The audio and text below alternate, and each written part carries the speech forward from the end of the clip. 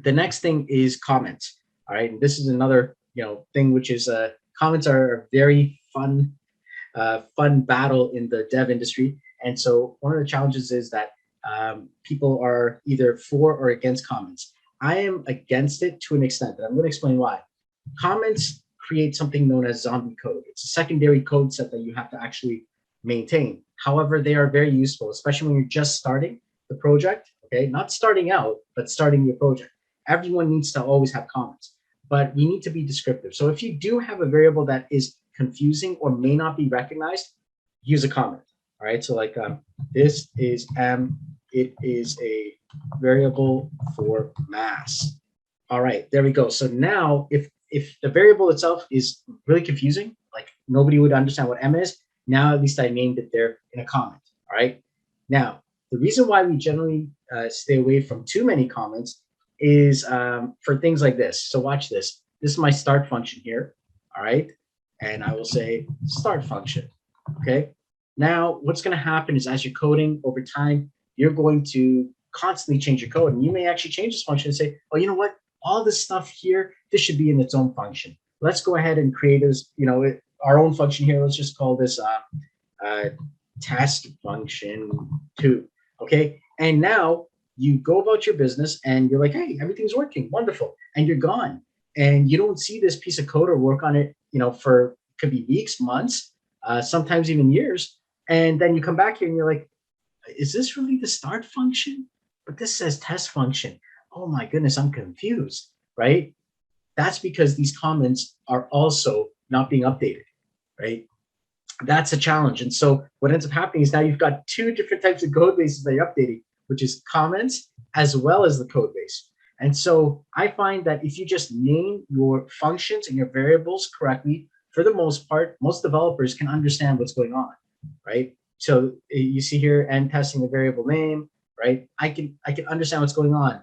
If and testing this equals 5 and so on, like this makes sense, all right? But if there's something that does not make sense, you would put a comment here. If you want to explain the function, I would put a comment about the function and what's going on. So changed from start function name to test function 2, right? Something like that, right? So that's the point. I would not litter this thing with comments because comments require updating and maintenance as well, okay? But like I said, everyone has their own thing when it comes to comments. Comments is a very special place for developers around the world. Some are comment heavy and love comments everywhere, and that's also fine, all right? I mean, the more information, the better. I find that the more we have, the more, code it is, but it's a lot of filler, right? And so, like I said, you don't want to be maintaining two different, code bases with comments. But, once again, that's my opinion. I find that it's actually better to name things clearly. So the next item here is what we call an unassigned null reference item. Okay, and this usually happens whenever we're inside of the hierarchy. All right, and so public game object, and let's just call this test object. And then I'm going to put over here debug.log test object is equal to test object name. All right, so right there, we are going to have an error, and I'm going to show you why and how this comes about. All right, so here we go. We're just loading up inside of Unity here. All right, and you see here, there's nothing attached to this. If I hit play now, watch what happens. Okay, here it is, unassigned reference. Okay, this is so common. This happens all the time, and because it's not in the code. In the code, you're looking at it, your code is correct. There's nothing wrong. But Unity is yelling at us saying, hey, guess what? This right here inside of the hierarchy is not assigned. All right. So what ends up happening is, you have to make sure that you've got something connected like that. All right. However, what I would recommend is always protect your potential null variables. And the way we do that is something like this. We would actually wrap this in an if statement. If you're not sure about a certain, variable being null, so if you're giving, let's say, the user capability, many times you're writing a script for other people or for yourself to make your life easier. And so people have to click and drag things in from the hierarchy into, the inspector, right? So that's a common thing. So what we're going to be doing here is, if you know that this is something that could potentially be null, you always want to wrap it in an if statement, right? So if test object equals null, does not equal null, all right, then it's going to do that. And then else, okay, debug.log, okay, and then test object is null, right? And then please connect it in the hierarchy, right? So some descriptive message, something that will allow people to kind of know what's going on, right? So now if I hit play here again, you see that there's nothing inside of there, but if I hit play, I'm not going to get this error. All right, now it's going to correctly pick up and it's going to say, hey, you know what? Test object is null, please connect it in the hierarchy. All right, it's a lot cleaner and I know what's going on. And guess what? My program continues to run. All right, so I don't have any issues. Now if I click and I drag this in, now it's going to tell me the other one. There we go, test object, game object, right? So that is a very common thing that always happens in Unity code, are null reference, exceptions.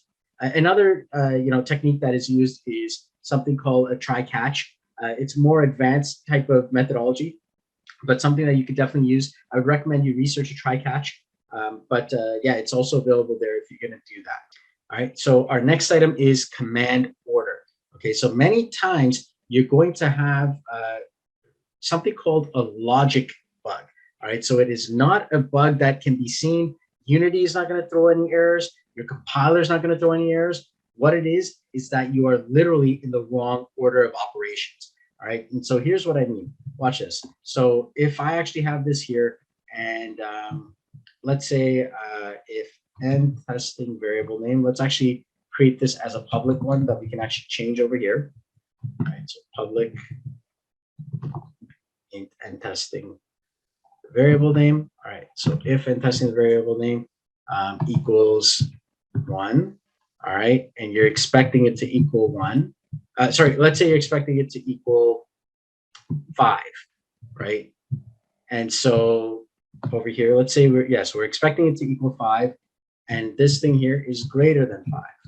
All right, so greater than or equal to 5. Sorry about that. Okay, so this is a very, very common bug, this order of operations bug right here. Okay, so watch this. Okay, this is I am 5 or higher.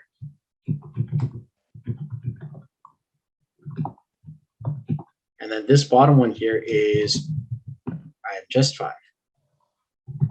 Okay. Well, this entire function call, okay, so I'm going to put this in else if, so this is actually a very common one here. Okay, this entire function call will never be called no matter what. Okay, think about this. Here's the reason why. I'm going to explain it. If this was, let's say 4, 3, 2, if this variable here was 4, 3, or 2, well, both of these are going to be nothing. If ever it turns into 5 or higher, it will always go here. This specific function will never run because it's an order of operations thing, all right? Because this one here is true, guaranteed if it's 5 anyways. But this one only returns true if it is equal to 5, but it is never called because this guy is always being called, all right? So if you're expecting this specific, item to be called, well, this is a logic issue, and you should actually shift the order of this actual command, right? So now if I did this here, what's going to happen here is now it will actually call this guy first. And then if this is 5, wonderful. If it's 6 or higher, then it'll call this one. All right. And so, and that's a, else if again, right? So that's the challenge there. It is a logic bug and it is an order of operations, issue versus it actually being a code bug or something that Unity will recognize. So these are very common bugs that happen all the time. Sometimes it is just an order of operations thing or a logic thing, and you have to go through your code. And these are a little bit more challenging to deal with, but it is the most common amongst the types of bugs that you're going to experience or the types of issues that you experience. All right, I'm going to now just dive into many of my tips and tricks and things that will help you as you code.